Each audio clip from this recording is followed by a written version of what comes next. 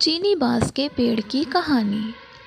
एक गरीब किसान को उसके एक मित्र ने कुछ बीज दिए और उसे बताया कि ये बीज बांस के पेड़ की उस प्रजाति के हैं जो चीन में पाए जाते हैं।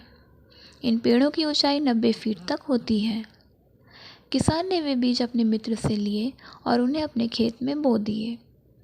उसे आशा थी कि जिस दिन वे बांस के ऊंचे पेड़ बन जाएंगे, उन बांसों को बेचकर उसे अच्छी आमदनी होगी और उसका परिवार एक अच्छा जीवन जी पाएगा।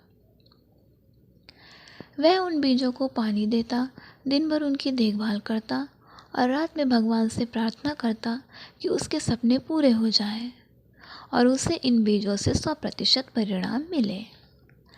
वह रोज अपने खेत में जाकर देखता कि बीज अंकुरित हुए हैं या नहीं, लेकिन उसे उनमें कोई भी परिवर्तन दिखाई नहीं पड़ता। इसी तरह एक वर्ष बीत गया, लेकिन उन बीजों से अंकुर नहीं फूटे। अन्य बीज सामान्यतः एक सप्ताह में अंकुरित हो जाते थे और कुछ महीनों में ही फसल आ जाती थी। उस फसल के द्वारा ही किसान के परिवार का भरण पोषण होता था। किसान सोचा करता कि इस तरह आज तो उसका गुजारा चल सकता है, लेकिन उसके सपने पूरे नहीं हो सकते और ना ही उसका भविष्य संवर सकता है। बांस के पेड़ों की बदौलत वह अपने सुनहरे भविष्य के सपने देखने लगा, लेकिन समय बीतने के बाद भी वे बीज अंकुरित नहीं हुए और किसान को अपने सपने और आशाएं टूटती हुई नजर आने लगी। उसके मन में शंका उत्पन्न होने लगी कि कहीं वे बीज सड़ तो नहीं गए हैं। एक वर्ष और बीता, लेकिन बीज अंकुरित नहीं हुए। दूसरे किसान और गांव वाले उसका मजाक उड़ाने लगे कि वह उन बेकार के बीजों पर अपना समय और परिश्रम व्यर्थ गंवा रहा है। सबके ताने सुनकर किसान विचलित होने लगा। उसने मन में यह भय समाने लगा कि कहीं सचमुच ही वह अपना समय और परिश्रम ऐसे कार्य में तो नहीं लगा रहा जिससे उसे कोई प्रतिफल नहीं मिलने वाला है। एक साल और बीत गया, लेकिन बीजों के अंकुरित होने के कोई चिन्ह दिखाई नहीं पड़े। लोगों ने किसान का मजाक उड़ाना जारी रखा, लेकिन किसान ने आंशिक भय के बाद भी अपने मन में छोटी सी आस बांध कर रखी थी। इसलिए उसने लोगों की बातों को दरकिनार कर उन बीजों की देखभाल करना जारी रखा। ऋतुएं बीतती गई और किसान एक चमत्कार की उम्मीद में बीजों को रोज पानी देता रहा और उनकी देखभाल करता रहा।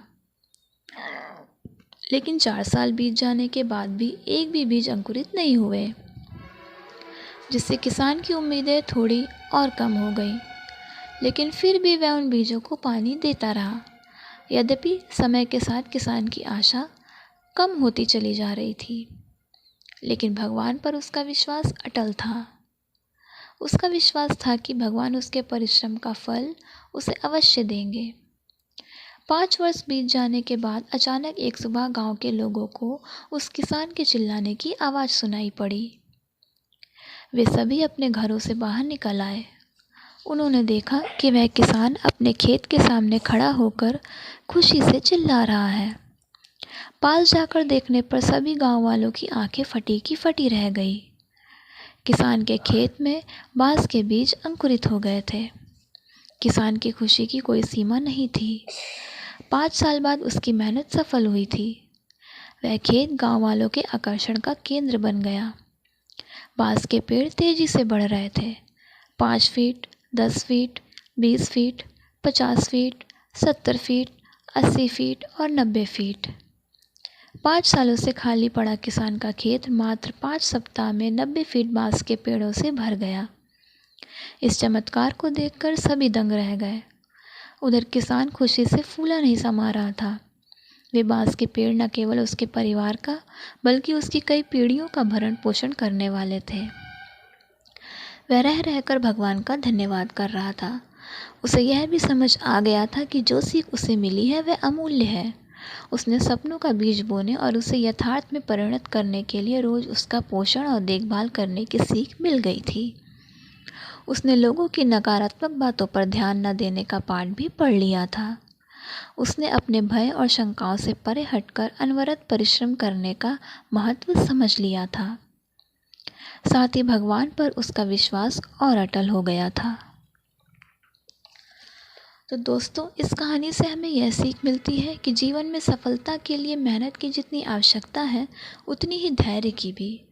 कई बार हम धैर्य खोकर सफलता से भी हाथ धो बैठते हैं, इसलिए हमें मेहनत के साथ साथ धैर्य भी बनाए रखना चाहिए।